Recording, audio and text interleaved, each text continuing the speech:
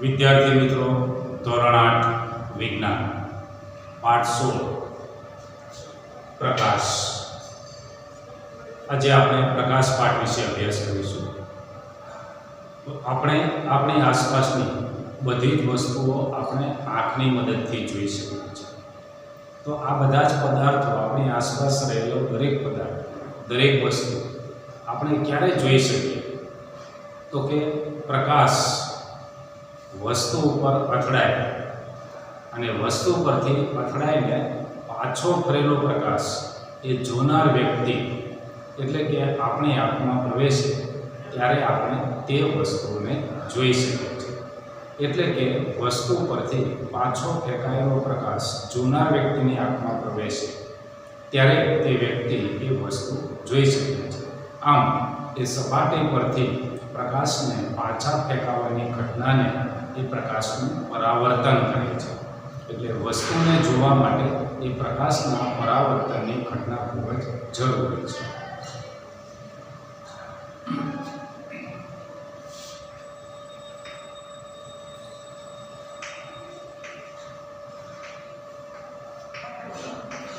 આપણે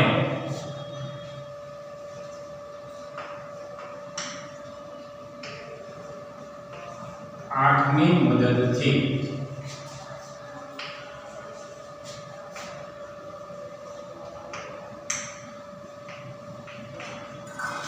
આપણી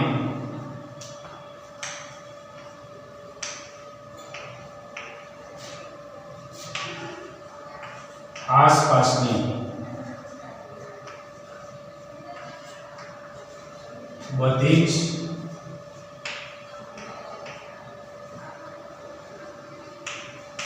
વસ્તુઓ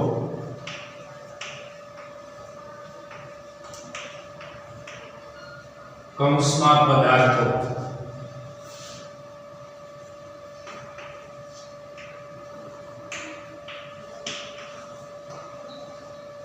જોઈ શકીએ છીએ.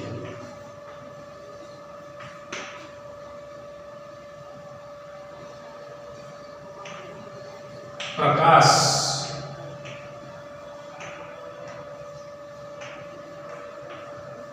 વસ્તુ પર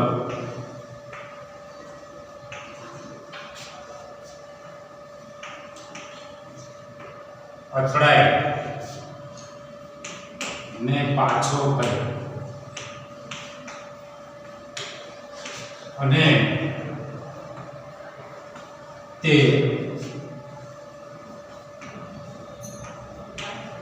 જોનાર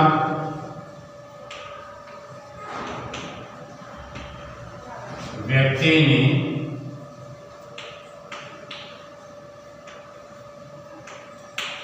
આંખમાં પ્રવેશે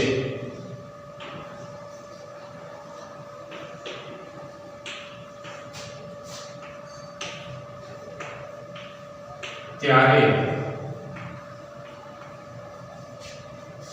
વસ્તુ દેખાય છે.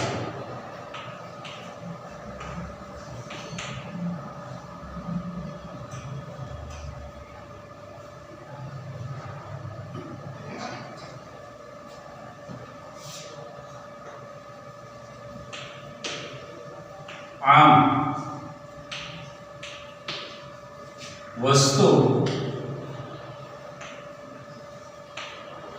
એટલે કે પદાર્થ, આપણી આસપાસની કોઈ પણ વસ્તુ કે પદાર્થ જોવા માટે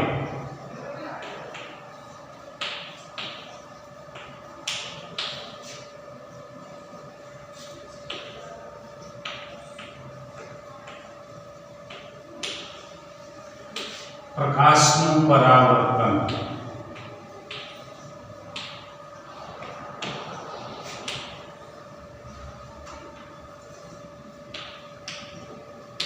ઘટના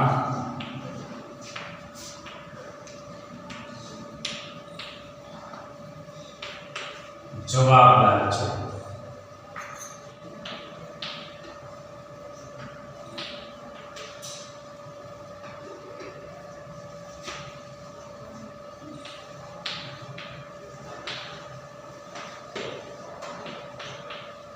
પ્રકાશનું પરાવર્તન એટલે શું? વસ્તુ એટલે કે પદાર્થની સપાટી પરથી પ્રકાશના કિરણને પાછા ફેંકાવાની ઘટનાને એ પ્રકાશનું પરાવર્તન કહે છે.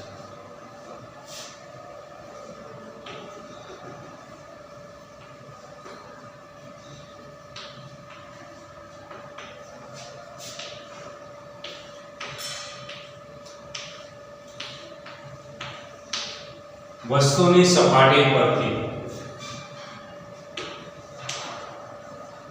પ્રકાશને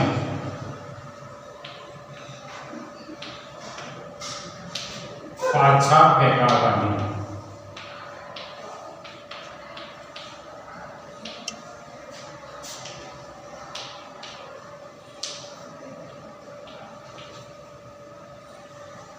ઘટનાને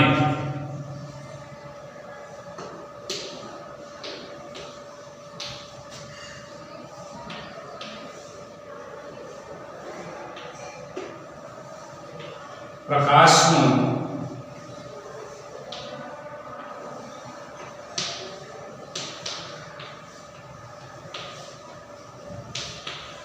પરાવર્તન કરે છે.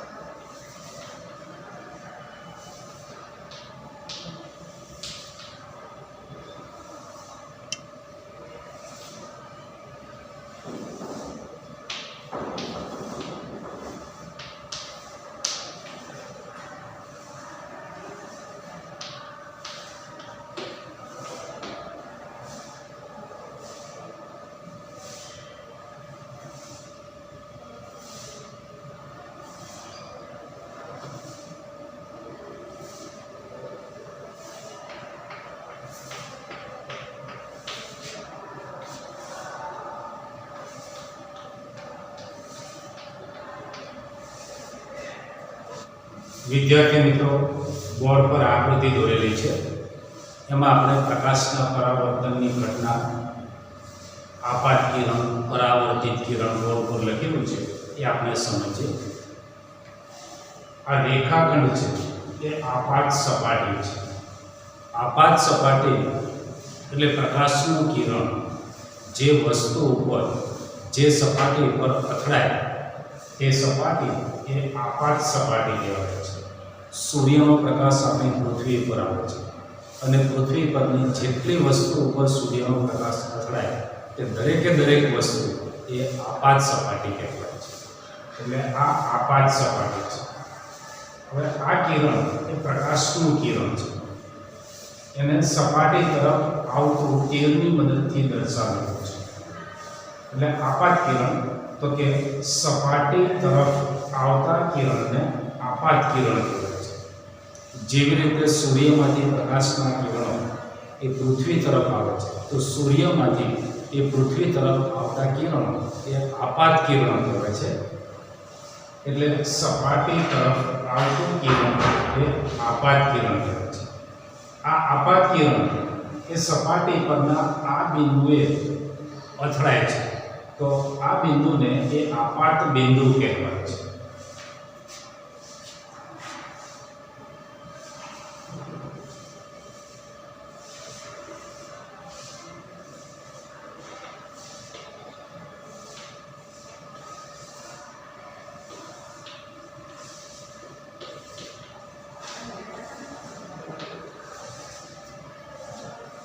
આપાત કિરણ આપાત સપાટી પરના જે બિંદુએ અથડાય, આપાત થાય તે બિંદુને આપાત બિંદુ કહેવાય છે.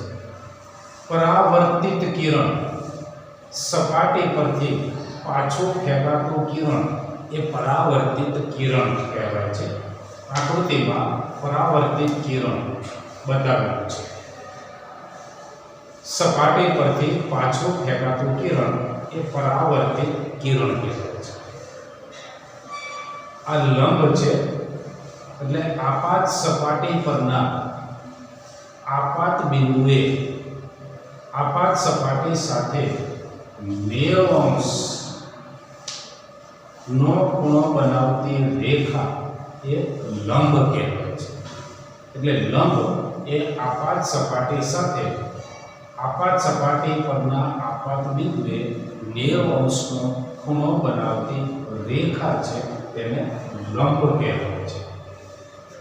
હવે આપાત કિરણ અને આ લંબ એની વચ્ચેનો જે ખૂણો છે એ ખૂણો એ આપાત કોણ કહેવાય છે. એવી જ રીતે આ પરાવર્તિત કિરણ અને લંબ વચ્ચેનો જે ખૂણો છે એ પરાવર્તન કોણ કહેવાય છે. આપાત કોણ અને પરાવર્તન કોણના માપ હંમેશા સરખા હોય છે. એટલે કે આપાત કિરણ એ આપાત સપાટી સાથે જો 40° નો ખૂણો બનાવે તો પરાવર્તન કોણ પણ એ આપાત સપાટી પરના લંબ સાથે એ 40° નો જ ખૂણો બનાવે છે. એવી જ રીતે આ આપાત કિરણ અને પરાવર્તિત કિરણ આ જે લંબ છે એ લંબની એ સામસામેની બાજુ છે. આપાત કિરણ, પરાવર્તિત કિરણ અને આ આપાત સપાટી પરના આપાત બિંદુએ દોરેલો લંબ ત્રણેય એ એક જ સમતલમાં છે. વિદ્યાર્થી મિત્રો, સમતલ વિશે આપણે થોડી માહિતી મેળવીએ. તો આ તમને જે ગ્રીન બોર્ડ દેખાય છે એ ગ્રીન બોર્ડ એ સમતલ છે. સમતલ એટલે એક સપાટી, પણ એ સપાટી એ હંમેશા સીધી જ હોવી જોઈએ, એ વળાંક વળેલી હોવી ન જોઈએ. એવી જ રીતે ભોંયતળિયું, એ ઘરનું ભોંયતળિયું છે એ પણ સમતલ કહેવાય. ઘરની છત છે એ પણ સમતલ કહેવાય. તમારું પાઠ્યપુસ્તક, એ પાઠ્યપુસ્તક પરના જેટલા પેજ છે, પાઠ્યપુસ્તકમાંના જેટલા પેજ છે એ દરેકે દરેક પેજ એ સમતલ કહેવાય છે. પણ સમતલ એ હંમેશા સીધું જ હોવું જોઈએ, એ વળાંક વળેલું સમતલ હોવું ન જોઈએ. એટલે આ જે ગ્રીન બોર્ડ છે એ સમતલ છે.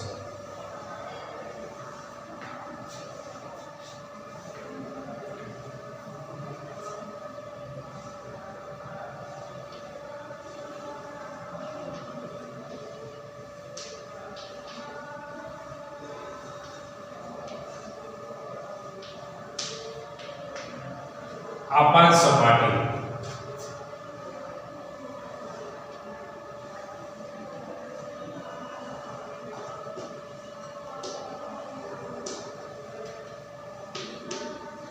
આપાત કિરણ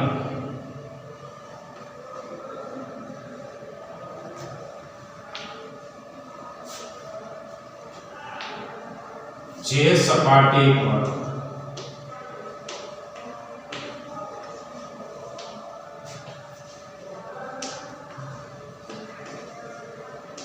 આપાત થાય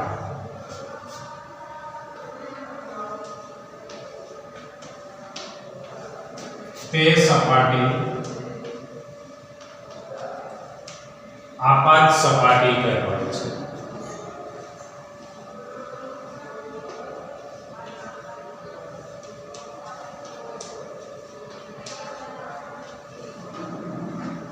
આપાત કિરણ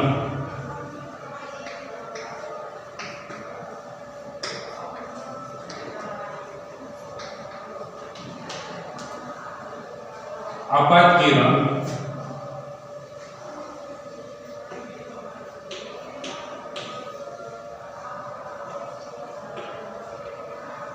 સપાટી તરફ આવતા કિરણને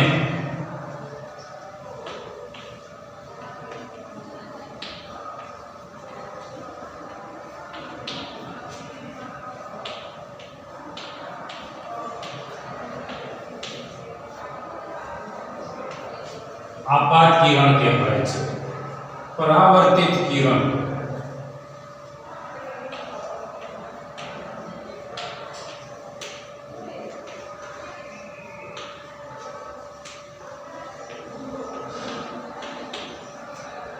સપાટી પરથી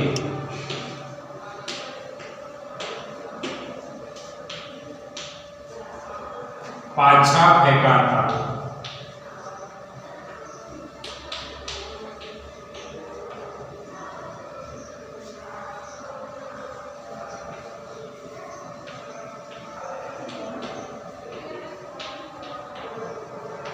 કિરણને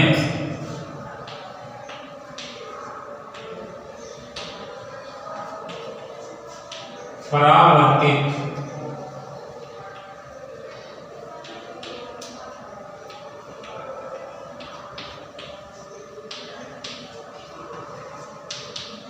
કિરણ કહેવાય છે.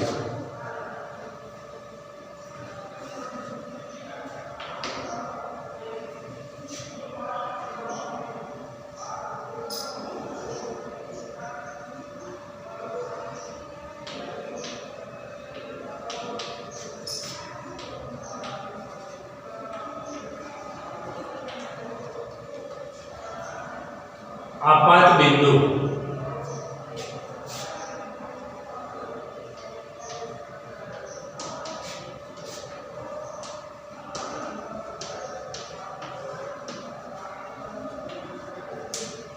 આપાત સપાટી પરના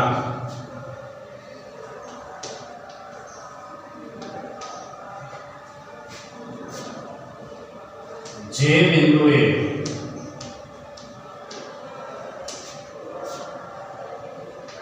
પ્રકાશનું કિરણ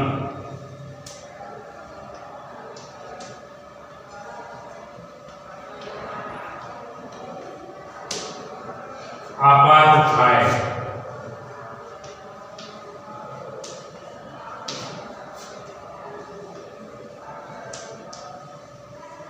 તે બિંદુ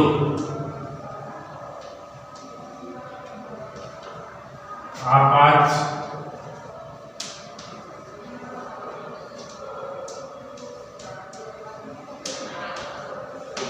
બિંદુ કહેવાય છે. લંબ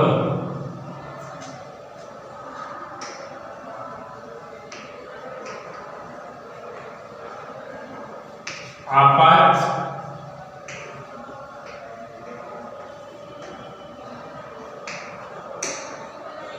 સપાટી પરના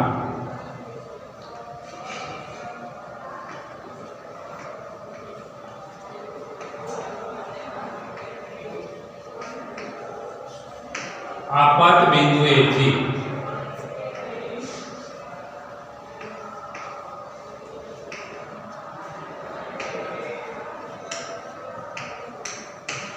આપાત સપાટી સાથે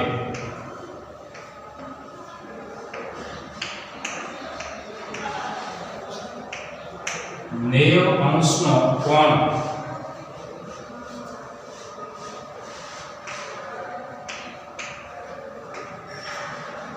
બનાવતી રેખા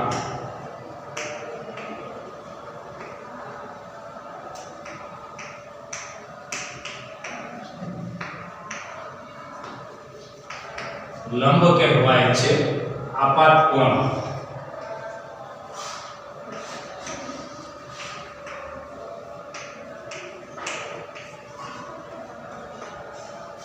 આપાત કિરણ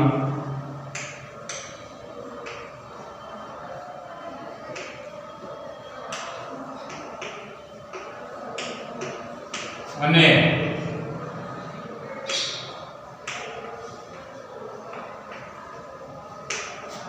લંબ વચ્ચેના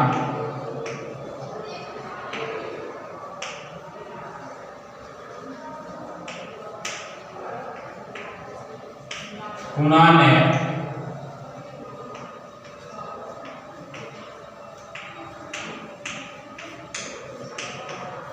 આપાત કોણ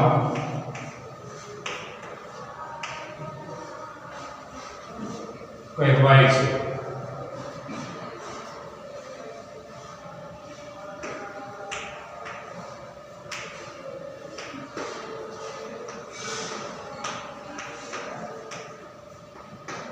પરાવર્તન કોણ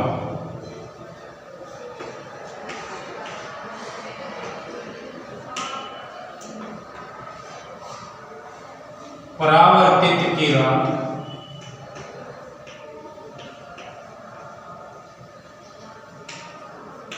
અને લંબ વચ્ચેના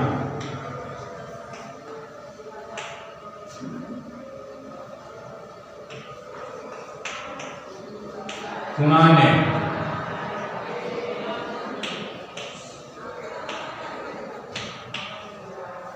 પરાવર્તન કોણ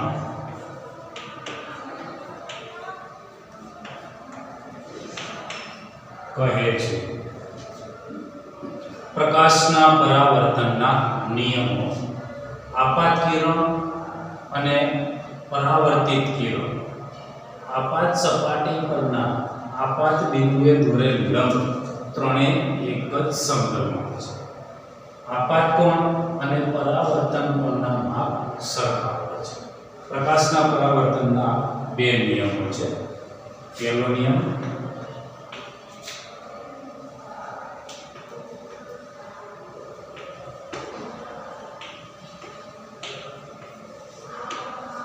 આપાત કોણ અને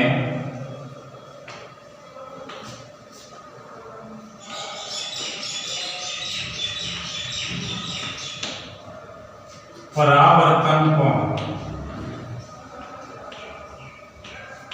ના માપ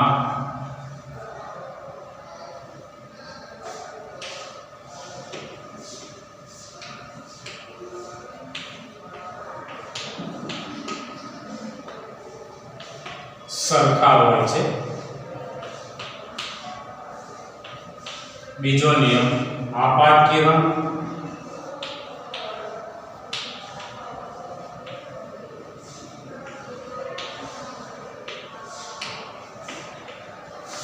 અને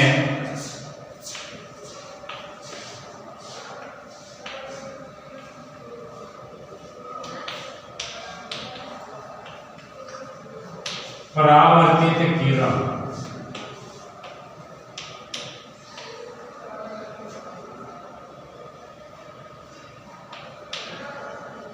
લંબ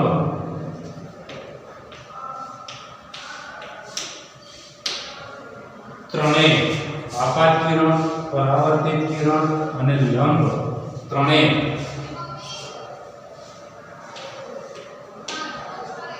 એક જ